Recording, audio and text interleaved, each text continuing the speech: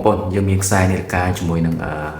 សូមនាឡិកាមកថ្មីអានេះមកឈុតហ្មង brand របស់ Skinama តោះយើងអានបងប្អូនគ្នាចំណុចពិសេសនេះគឺយប់ឡើងភ្លឺទាំងខ្សែទាំងសូមនាឡិកាហ្នឹងគឺវាភ្លឺនៅយប់ឡើងមកអានេះវាមកជាឈុតហ្មងវាមានសូម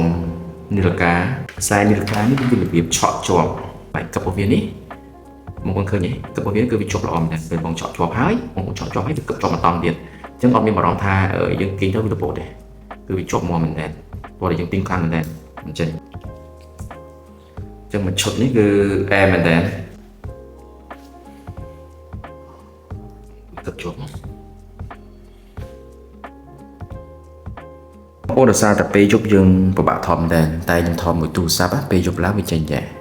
វាភ្លឺរបៀបអញ្ចឹងណាអូខេបងប្អូនចង់បានតម្លៃ$24មកឈុតនេះអានេះយើងមានសម្រាប់ទំហំ42 46និង49អូខេបងប្អូនអាចហៅបាននៅហាង Beautiful Store អរគុណ